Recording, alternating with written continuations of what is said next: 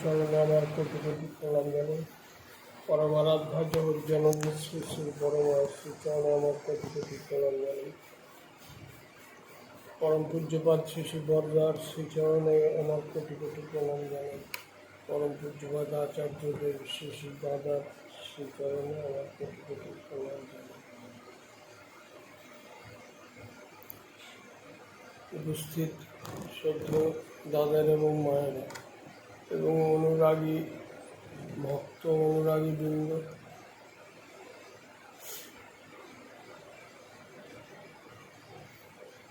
সৎসঙ্গ আমরা প্রভুর গুণকীর্তন করি। আমাদের উদ্দেশ্য হচ্ছে সবসময় তাকে নিয়ে থাকা। 24 ঘন্টাই আমরা তাকে নিয়ে থাকতে চাই। একটা মুহূর্ত যেন তাকে ছাড়া আমরা না চলি। আমার চিন্তা ধ্যান আমি যতক্ষণ ঠাকুর ঘরে আছি ততক্ষণ সেটা নয়, কিন্তু আমি সবসময় তার চিন্তা ধ্যানে মশগুল হয়ে থাকি। পরম পূজ্যপাদ শ্রী শ্রী বরদা বলেছেন যে সবসময় স্মরণ মনন আর নিদিধ্যাসন নিয়ে থাকতে হয়।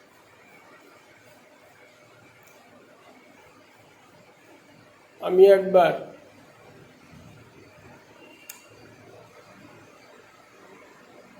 মালদা গেছিলাম।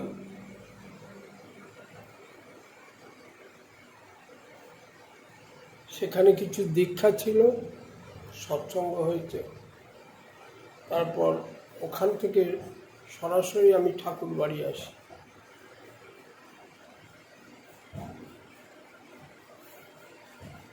নটা সাড়ে নটার দিকে আমি শ্রী শ্রী বরদার এখানে আসি। সেদিন তার শারীরিক সুস্থতা ছিল না বলে তিনি ঠাকুর বাড়ি যাননি। তারপরে এখানে এসে আমি শ্রী শ্রী বরদার ঘরের পশ্চিম দিকের দরজাটা খোলা ছিল। আমি নিচে থেকে প্রণাম করলাম।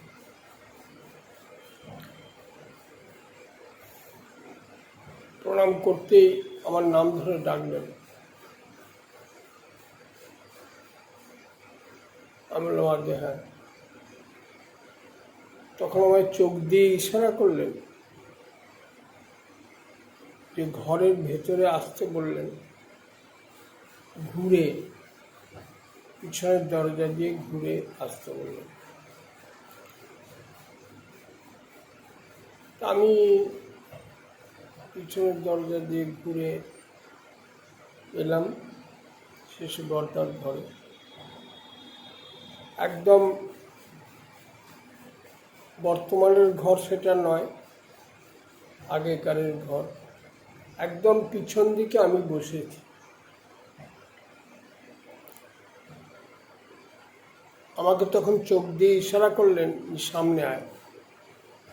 আমি একদম চৌকির কাছাকাছি দিয়ে বসলাম। বসতেই আমাকে বললেন যে জানিস,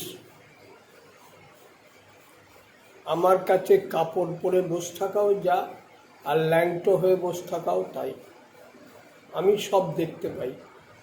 আমি হাত জোর করে বললাম আগে হ্যাঁ। তখন আমি কলকাতাতেই থাকি, 68-এ। ঠাকুর বাড়িতে পার্মানেন্টলি আসিনি। এটা তো আমাদের জানা কথা। ঠিক এই কথাটাই একবার তিনি অন্যভাবে বলেছিলেন আমাকে। তিনি সব দেখতে পান। তাকে কোনো কিছু লুকানো যায় না, ফাঁকি দেওয়া যায় না।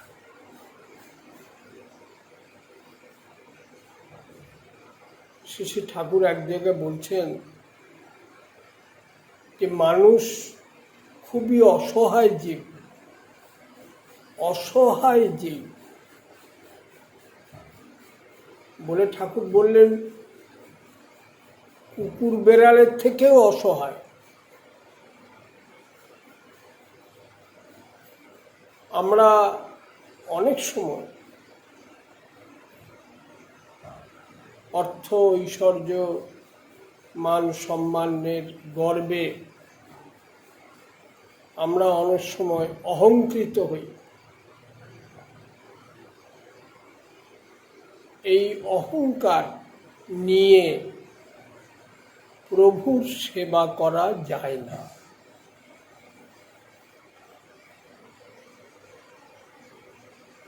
একটা নৌকোয় যদি একটা ছিদ্র থাকে সেইটি যথেষ্ট নৌকোটাকে ডুবিয়ে দেওয়ার পক্ষে। আমার যদি এমন কোনো ভাব থাকে যেটা আমাকে তার থেকে দূরে রাখবে, তাকে পুরোপুরি ভালোবাসতে দেবে না, তার সন্নিকটস্থ হতে আমাকে বাধা দেবে, বা তাকে সম্পূর্ণভাবে মেনে নিয়ে নিজের অহংকে সরিয়ে, তাহলে সেইটাই আমার জীবনের পক্ষে চরম ক্ষতিকারক। পরম পূজ্যপাদ শ্রী শ্রী বরদা একটা ছড়া বলতেন প্রায়, সেটা হচ্ছে তৃণাদপি শুনিচেন তররিব সহিষ্ণুনা অমানিন মানো দেনা কীর্তনিয়া সদাহরি। তৃণ যেরকম থাকে তার উপর দিয়ে সবাই মারিয়ে চলে যায়, সে কোনো দিন প্রতিবাদ করে না। গাছও কাটলে টাটলে আঘাত করলে প্রতিবাদ করে না। এই মানসিকতা না হলে তার সন্নিকটস্থ হওয়া যায় না। পরম দয়াল শ্রী শ্রী ঠাকুর তিনি এই পৃথিবীতে দয়া করে এসেছিলেন, এবং এই যে আমরা যে তার পরশ এখনো পাচ্ছি, শ্রী শ্রী বরদা এই পৃথিবীতে এসছেন, আচার্যদেব শ্রী শ্রী দাদাকে আমরা দেখতে পাচ্ছি, তার সান্নিধ্য লাভ করছি, তার ভেতর দিয়ে পরমপিতার দয়া অনুভব করছি। পূজ্যপাদ বাবাইদা আছেন, তারা ঠিক আমরা যে প্লেনের মানুষ তারা তা নয়। এমন অনেক ঘটনা বা বাস্তব উদাহরণ আছে যেটা আমাদের মতো মানুষের দৈনন্দিন জীবনের ঘটনা বা চিন্তাধারা বা বাস্তব অভিব্যক্তি তার সঙ্গে কিছুতেই মেলানো যাবে না। তারা আলাদা। তারা দয়া করে পৃথিবীতে এসছেন আমাদের মনুষ্যত্বে উন্নীত করার জন্য, আমাদিকে ঠাকুরমুখী করার জন্য, আমাদিকে ইষ্ট স্বার্থ প্রতিষ্ঠাপন্ন করে তোলার জন্য।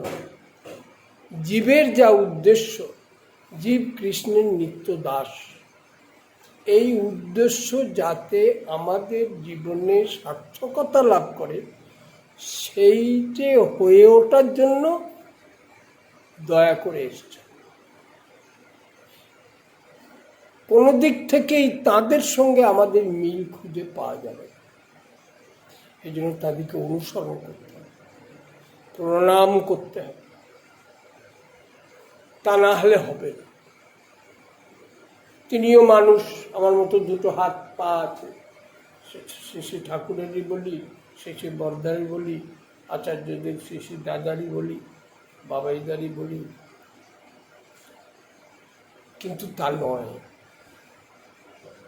এটা বুঝতে হবে, জানতে হবে, সাধনার ভিতর রিয়েলাইজ করতে হবে। শ্রী ঠাকুরের একটা ছড়া আছে, পুত বান্ধব উত্তর সাধক, পাস যদি তুই ভাগ্যবান, সদাই যে তোর সঙ্গে ফেরেন, তোর প্রতি যার গভীর টান। ঠাকুরের একটু বাণী। আমরা সেই ভাগ্যবান যে আমরা প্রতি মুহূর্তে আমাদের চলার পথে ভুল ত্রুটি দোষ তিনি আমাদের দেখিয়ে দিচ্ছেন, আমাদের ঠাকুরের হয়ে উঠতে সাহায্য করছেন। ইচ্ছা মতো চলে ঠাকুরের হয়ে ওঠা যায়। তাদের বোধ চিন্তাধারা আমাদের সঙ্গে আলাদা। একবার তখন আমি দেওঘরে এসেছি, তো দুপুরবেলা তখন অসিত সেননাথদা থাকতেন। তিনি খেতে গেছেন, আমি আছি। তো শ্রী বরদা বাথরুমে যেতেন, তার একটা নিয়ম ছিল, তার হাতের কাছে একটা সুইচ থাকত, সেইটে জ্বালতেন। তারপর আমি লক্ষ্য করে দেখতাম তিনি না সেটা জ্বালতেন, চোখে চশমাটা দিতেন, ঘড়িটা দেখতেন। যদি বাথরুমে যাওয়ার হতো তাহলে উঠে বসতেন, আর যদি না যাওয়া হতো আবার চশমাটা খুললেন, আলোটা অফ করলেন। একদিন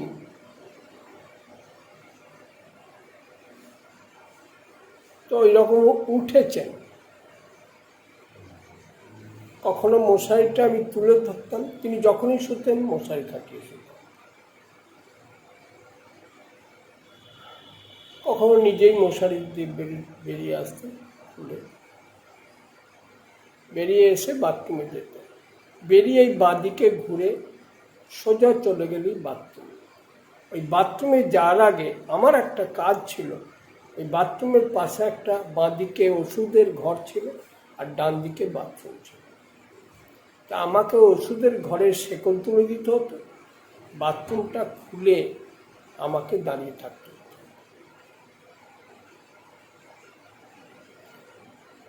তা আমি যথারীতি সঙ্গে দাঁড়িয়ে আছি, তিনি বাথরুমে গেলেন, বাথরুম সারলেন, ফিরে আসছেন। এখন আমার কাজ হচ্ছে তিনি বিছানায় বসলে তার পাটা আমি মুছিয়ে দেব, তারপর তিনি মশারির ভেতর চলে যাবেন, আমি মশারিটা গুঁজে দেব। তো সেদিন তিনি আসছেন, তার যে শোবার যে ঘর তার বাঁদিকেই ছিল একটা ঘর, সেখানে বসে তিনি ডায়েরি লিখতেন। এই লেখার ঘরে সামনে দিয়ে যখন যাচ্ছেন ঘরের ভেতর দিয়ে, তখন আমি হঠাৎ কিছু একটা কথা বলেছি, সেটা আমার এখন মনে নাই। আমি কথাটা বলতেই সঙ্গে সঙ্গে আমার দিকে পিছন ফিরে বললেন, যখন তখন কথা বলিস যে, জানিস মাথায় লাগে, এইটা বোঝার ক্ষমতা তখন আমার নাই। কথা বললে যে তার মাথায় লাগে সেটা বোঝার মতো আমার ক্ষমতা। তাহলে তিনি যে জায়গায় অবস্থান করেন সব সময়, তার একটা ক্ষেত্র আছে, সেখানে তিনি সবসময় অবস্থান করেন। সেটা আমার ইচ্ছের বাইরে, আমি তার ধরাছোঁয়ার মধ্যেও থাকি না এবং সেটা রিয়েলাইজও আমি করতে পারছি না। তাহলে আমার বলাটা তখন তার কাছে একটা অস্বস্তির কারণ হয়েছে। তাহলে তাকে কখন কি বলতে হবে সেটাও জানতে হবে, শিখতে হবে। একদিন আমাকে বলছেন ঘরের মধ্যে, আমার দিকে তাকিয়ে বললেন, বসতে জানলে সরতে হয় না, আর বসতে জানলে উঠতে হয় না, আর দাঁড়াতে জানলে সরতে হয় না। ছোট ছোট কথা। একবার ওই রকম আমি জ্যৈষ্ঠী মাসের দুপুর বেলা 2:45 সময় এসে দেখলাম তার গ্রীষ্মকালে তার ঘরে 3টে ফ্যান থাকত, একটা মাথার ওপরে আর 2টো স্ট্যান্ড ফ্যান। তো আমি এসে দেখলাম 3টে ফ্যানই বন্ধ, আর মশারির ভেতর বসে আছে।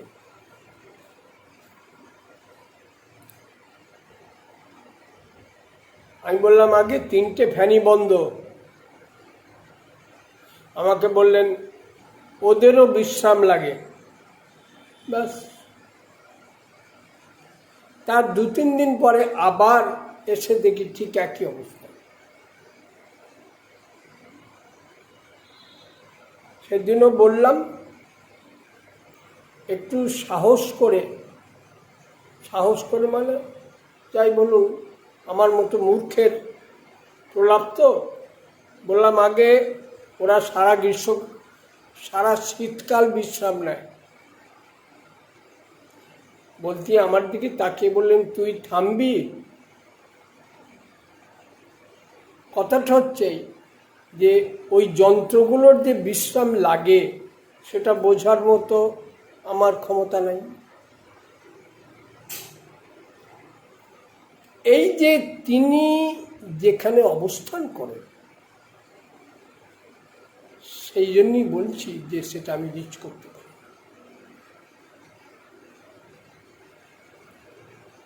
জগতে এসেছেন এই জীব জগৎকে দয়া করার জন্য, পরম দয়াল শ্রী শ্রী ঠাকুরকে প্রতিষ্ঠা করার জন্য, এবং আমরা এই অধম প্রাণী, আমি আর কি, যে তার সান্নিধ্য লাভ করে কিছুই বুঝতে পারিনি, অথচ মনে হতো তিনি সব জেনে বসে আছেন, সব ক্ষমতার আধার তিনি। তার কাছে আমি অন্তত যতদিন থেকেছি, কেউ কোনো জীবনীয় প্রার্থনা তার কাছে নিবেদন করে বিফল মনোরথ হয়েছে এমন দেখিনি। তার কাছে নিবেদন করলে সেই সমস্যার সমাধান হতো। পরম পূজ্যপাদ আচার্যদেব শ্রী শ্রী দাদার কাছেও তাই হতো, বাবাইদার কাছেও তাই হয়। আরে তাদের কাজ তারা যা করে চলেছেন, আমাদেরকে যে দয়া করে আশ্রয় দানে আমাদিকে তন্মুখী করে তোলার যে অবিরাম প্রচেষ্টা, আমরা তো কিছুই জানি না। এই যে দৈনন্দিন জীবন যাপন, নিয়মিত সাধন ভজন করা। শিশু বর্দা আমাকে একদিন বলেছিলেন যে নাম ধ্যান করার কথা জিজ্ঞেস করে, পরে বললেন, দেখ চলাফেরায় যতই নাম করিস রোজ বসতেই হয়। পরে বললেন, স্বগতোক্তির মতো কি সুন্দর রাত্রি সব ঘুমিয়ে কাটান। তা আমরা তো এমন স্তরেরই জীব, জানি রাত্রিটা ঘুমানোর জন্য। কোনোদিন কি জেনেছি যে রাত্রিটা সাধন ভজন করার জন্য? রাত্রি উষা শেষে ঠাকুরের ধরা আছে, উষার নিশায় মন্ত্র সাধন চলাফেরায় জপ, যথাসময় ইষ্ট নির্দেশ মুক্ত করাই তো। সাধন ভজন যদি না করি তাহলে এই দেহ দিয়ে কি হবে? কিছু হবে। তাতে সংলগ্ন থাকতে গেলে রেগুলার সাধন ভজন করতেই হবে, তাহলে আমি থাকতে পারবো না। ঠাকুর বলছেন, হয় উন্নতির চরম শিখরে উঠিয়া যাও, না হয় সর্বনাশ কালিঙ্গন করো। তুমি মধ্যস্থলে থাকিতে পারিবে, তাহলে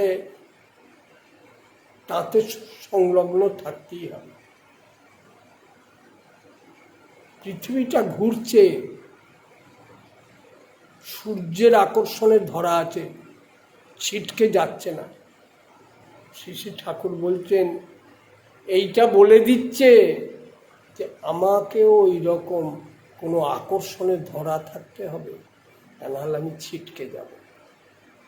এত অসংখ্য টান আমার প্রতি আছে, আমার বৃত্তি প্রবৃত্তি, তারা যদি অনিয়ন্ত্রিত থাকে তাহলে কে কখন কোন দিকে টানবে তার কিছু ঠিক নাই। আর আমার মতো অসহায় জীব সেইটাকে উপেক্ষা করতে পারবো না। সেই জন্যে তার প্রতি যে টান বা আকর্ষণ বা ভালোবাসা, সেটা এতখানি প্রবল হতে হবে যে অন্য কিছু আমাকে যেন টেনে নিয়ে না যায়। আর আমরা ভাবছি যে গতানুগতিকতার ভেতর দিয়ে আমি কি সব অ্যাচিভ করতে পারবো না। একদম শরণাগত হয়ে পড়ে থাকতে হবে, এছাড়া গতি নাই। 24 ঘন্টা তার স্বার্থ, তার চিন্তা, তার ধ্যান, তৎপরিপূরণার্থে যে কর্ম, এইসব নিয়ে থাকতে হবে। তিনি ছাড়া আমার গতি নাই। ঠাকুর বলছেন যে নববিবাহিত স্ত্রীর যেমন কথা তোমার মনে পড়ে, তার সঙ্গে রাতের পর রাত গল্প করে সময় কাটাও, সেরকম করে সবসময় তার কথা মনে করতে হবে। তিনি আমার প্রিয় পরম, তাতে মুগ্ধ হয়ে আমাকে চলতে হবে। তাতে যে মুগ্ধ হয়েছে, এই পৃথিবীর কোনো কিছু তাকে মুগ্ধ করতে পারবে না। আর যদি তাতে মুগ্ধ না হই, তাহলে আরো অনেক কিছু এই পৃথিবীতে উপকরণ সাজানো আছে যা আমাকে মুগ্ধ করবে বা করতে পারে। আর তাতে যখন আমি মুগ্ধ হব, তখন পরম দয়াল আমার কাছে আর প্রাইমারি থাকবেন না, সেকেন্ডারি হয়ে যাবে। তিনি যদি আমার সেকেন্ডারি হন, তাহলে আমার জীবনের অস্তিত্বটাই তখন অনিশ্চিত হয়ে যাবে। ঠাকুর বলছেন, he is the existence of all that exist. কোনো কৈফিয়ত বিধি শুনবে না, কোনো কৈফিয়ত শুনবে না। আমার যা করণীয় তা আমায় করতে হবে। পৃথিবীতে যে জন্য এসেছি, যে প্রভু দয়া করে যে চরণে আশ্রয় দিয়েছেন, আমার যা করণীয় তা আমাকে করে যেতে হবে। কোনো অজুহাত, কোনো কৈফিয়ত, কোনো কিছু সেখানে খাটবে না। এইটি হচ্ছে প্রাকৃতিক বিধি। সেই জন্যে হয় পরম দয়াল শ্রী শ্রী ঠাকুরকে সর্বতভাবে আপন করে নিয়ে তার নীতিবিধির ভেতর দিয়ে ব্যক্তিগত জীবন, দাম্পত্য জীবন, পারিবারিক জীবন এবং সপারিপার্শ্বিক, তার পথে চলতে হবে। সবাইকে ঠাকুরের করে তোলার আপ্রাণ প্রচেষ্টায় নিয়ত নিজে ব্রতী থাকতে হবে। আর এই যে যদি জীবনের একমাত্র কাজ বলে আমি মনে করি, তাহলে এই জীবনে তার থেকে প্রিয় আর কেউ থাকবে না। শিশি দাদা অসুস্থ শরীরে, আমি এই 89 বছর বয়সেও তিনি আমাদেরকে নিত্য প্রেরণা দিয়ে চলেছেন।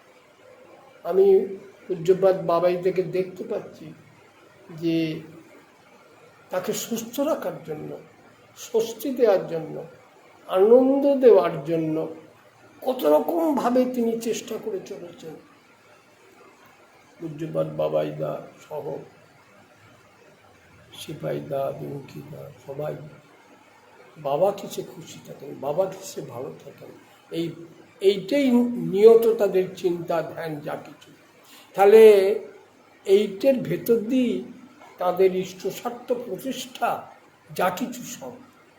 এবং এর এক একটা ঘটনা বা পরিস্থিতি দেখলে বা শুনলে মনে হবে যে এইরকম করেও বাবাকে ভালোবাসা যায়, যা আমরা ভাবি। দেখুন, একটা কথা আমার খুব মনে হয় যে এই পৃথিবীর কোনো কিছু আমার কন্ট্রোলে নাই, কিচ্ছু না, কোনো কিছু আমার কন্ট্রোলে নেই।